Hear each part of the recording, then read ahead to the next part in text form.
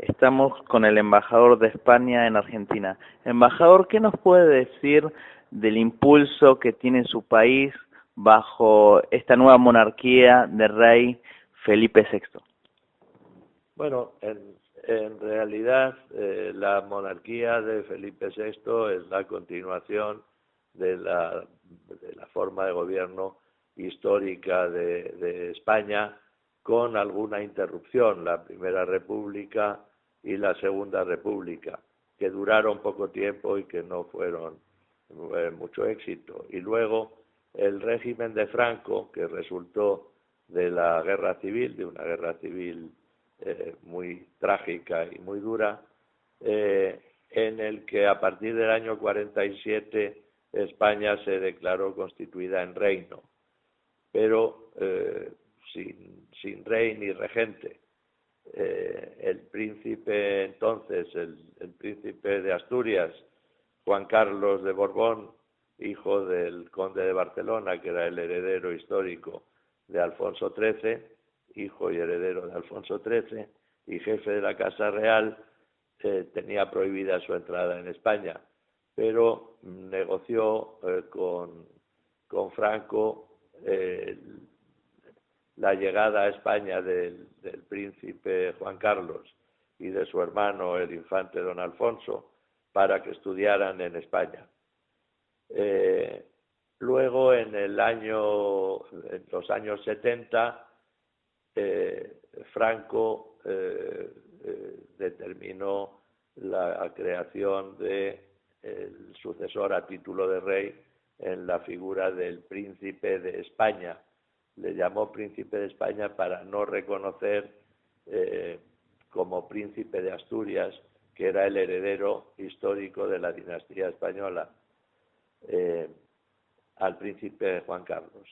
Y a la muerte de Franco, el rey Juan Carlos fue entronizado y, teniendo todos los poderes que había tenido Franco, transformó voluntariamente en una monarquía democrática y parlamentaria y quedó como un rey constitucional.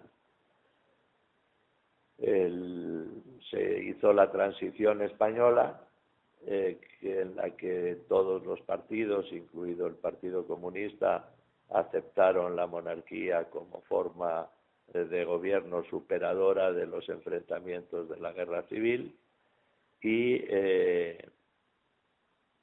el reinado del rey Juan Carlos fue un reinado de lo más fructuoso. Al final del reinado, por una serie de acontecimientos de la profunda crisis económica en Europa, y algún acontecimiento que el propio rey Juan Carlos reconoció como un error, que había estado en una cacería en Botswana en plena crisis, tuvo un accidente y, en fin, el rey hace un año abdicó en el príncipe de Asturias, en el rey Felipe VI. El rey Felipe VI ha conseguido en solo un año tener la aceptación, según todas las encuestas, del 83% de los españoles, y ha conseguido levantar un entusiasmo grande por la modernidad, las reformas y el nuevo aire que ha dado a la corona. Él y la reina Leticia han sido a lo largo de este año, el primero de su reinado, un ejemplo de transparencia, de preparación política y de independencia y arbitraje entre las distintas formas políticas en presencia en España. Por tanto, la monarquía aparece como el elemento integrador de la unidad de España, por un lado, ante determinadas pulsiones centrífugas que hay en algunas regiones, como en Cataluña, pero que poco a poco tanto el esfuerzo de la corona como del gobierno y de las fuerzas políticas ha ido haciendo que el sentimiento de desapego respecto a España, tanto en el País Vasco como en Cataluña, vaya decreciendo, y hoy por hoy las encuestas demuestran que el intento de independencia perdería en unas elecciones.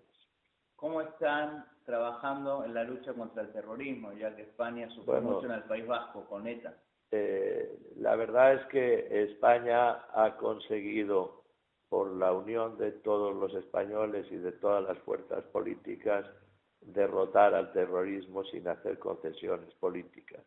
Había quien quería negociar políticamente con ETA para que dejara el terrorismo, pero el gobierno, a través de de una lucha y una cooperación internacional profunda, especialmente con Francia, ha conseguido acabar con el terrorismo de ETA, y hoy por hoy no es más que un terrorismo residual.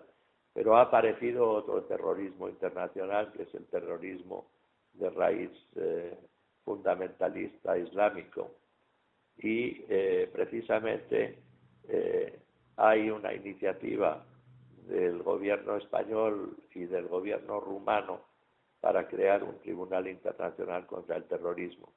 Y los próximos 27 y 28 de este mes de julio habrá en Madrid una conferencia internacional a la que están invitados el canciller Timmermans y la ministra de Seguridad, Cecilia Rodríguez, para abordar el tema y la problemática del terrorismo.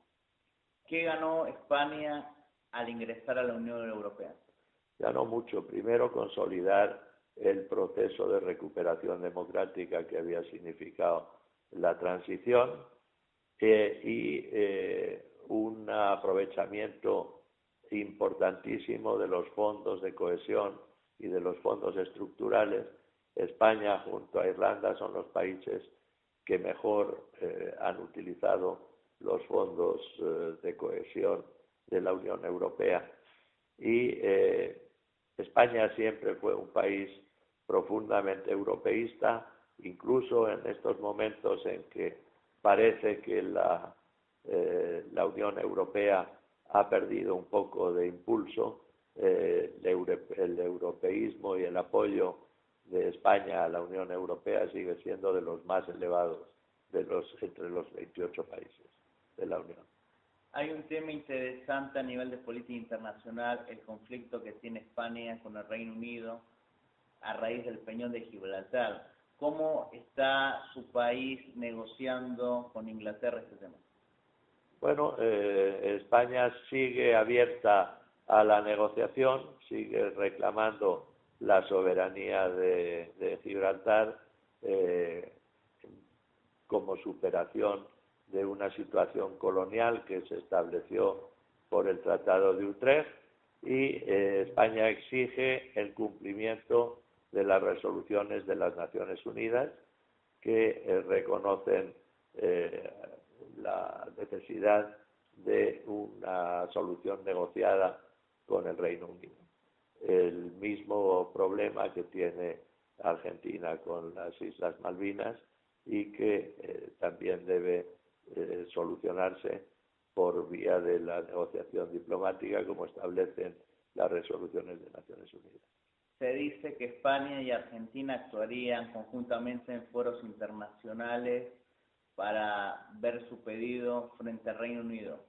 Bueno, no sé si exactamente actuación conjunta, pero sí convergencia de posiciones, porque tanto en un caso como en otro la posición es la misma, es de cumplir las resoluciones de Naciones Unidas.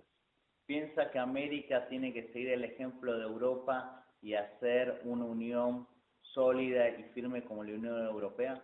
En este momento de globalización y con con la globalización a todos los niveles ya no hay posibilidades de sistemas autárquicos.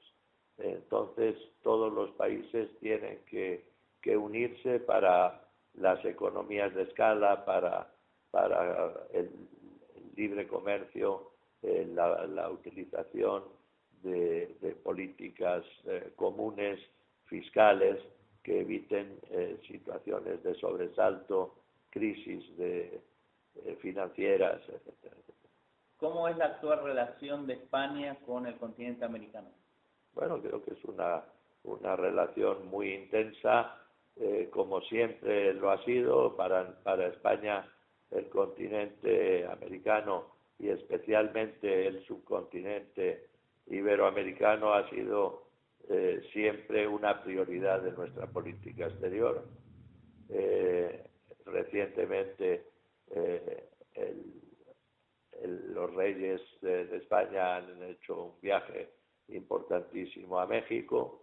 El presidente de Perú ha estado en España recientemente, el presidente de Paraguay también hace unas semanas. La relación es muy intensa, es el primer país inversor en los países, en la mayoría de los países latinoamericanos, y las principales empresas españolas están presentes en todos los países, entre ellos en Argentina.